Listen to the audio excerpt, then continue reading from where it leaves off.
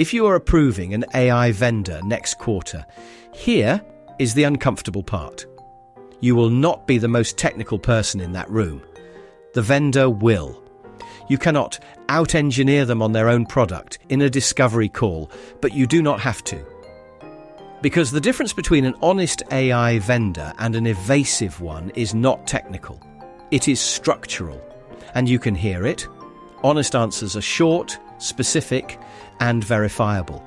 Evasions are abstract and conditional. Here are 7 questions that separate the two, and exactly what to listen for in each answer. Question 1. Is your pricing tied to volume or to correct outcomes? The honest answer names a real mechanism. A refund when the output is wrong. A rate tied to accepted work.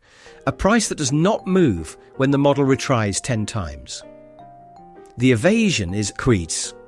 It depends on your scale. That phrasing means the vendor wants to anchor on what you can pay, not on what the work costs to deliver. The follow-up that ends it. What percentage of last quarter's revenue went back as refunds for incorrect outputs? If the answer is 0, the refund policy is theoretical. Question 2. Where is the audit trail and what does it record? The honest answer is a live demonstration. Replay one decision from 90 days ago, end to end. The retrieved context, the reasoning, the output, and the identity of the human who approved it. The evasion is, we have comprehensive logging.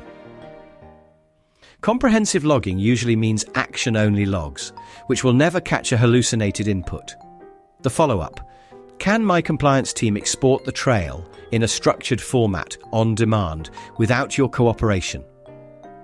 If the answer needs a support ticket, it is not your audit trail. Question 3. When did your platform last get banned, suspended, or rate limited by a partner? This one is a simple yes or no, and the honest vendor answers it plainly, then names the date, the customer impact, and what they disclosed at the time. The evasion is a pivot to architecture. The question behind the question is portability. If LinkedIn or Microsoft or any major partner bans your integration tomorrow, walk me through our migration off you and how long it takes.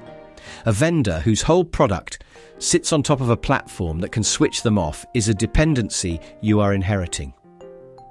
Question 4. Are you the substitute for an employee or the supplement to one? Walk me through the workflow end to end, and at each step, name which decisions a human owns. If everything is model-owned, ask where the errors get caught. The evasion is contrary, near 0. Human time per output, which means either unmeasured or overstated. The honest answer can show you 3 customers running the workflow at 6 months or more, with the human headcount and the per output review time before and after. Real numbers, or it did not happen. Question 5. What happens when our incumbent vendor degrades? When the product you depend on quietly gets worse to extract more once you are locked in? The honest vendor has watched this happen and engineered your exit before you need it. Your data in a portable format, your workflows not welded to one provider, a migration path you can actually walk. The evasion is, we'll reevaluate quarterly. The follow-up.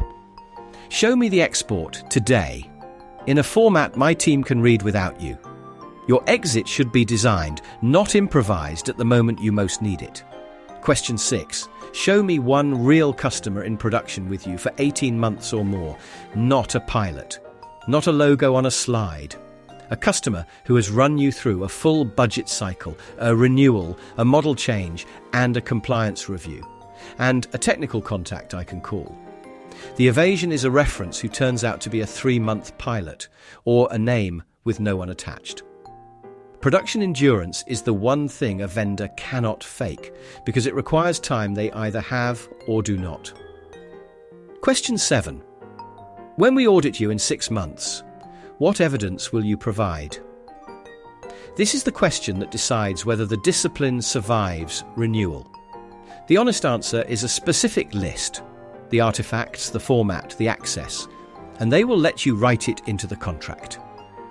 The evasion is a reassurance that you will have full visibility. Visibility is not an artifact. Bake the answer into the contract, because the version of the vendor you meet in the sales cycle is not the version you get at renewal. Here is how these have worked in real evaluations. In initial discovery, ask 1, 2, and 5, pricing, audit trail, and the degradation exit. Those tell you whether the vendor's economics are aligned with your correctness and whether your exit is engineered or improvised. In deeper evaluation, ask 3, 4, and 6, partner enforcement, substitute or supplement, and the 18-month reference.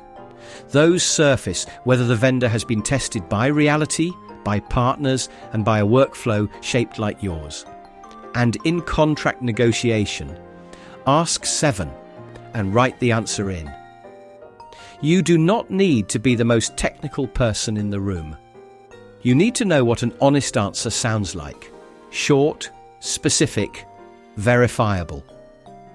The moment an answer turns abstract and conditional, you have found the seam. A bias note, because you should have it. I run GGO, and we are built to give a short, specific, verifiable answer to each of these 7. So run them on us, then run them on every other vendor in your AI stack, and pick the path whose receipts you can live with. The questions are vendor neutral. The framework in circulation matters more than the credit. If you have a vendor evaluation coming up, message me the word 7 on LinkedIn, and I will send you the one-page version your procurement team can run in the next call. The full essay, with the honest and evasion answer shapes for all 7 and the receipts from the public record, is linked below. I'm Cheyenne Ming. Thanks for watching.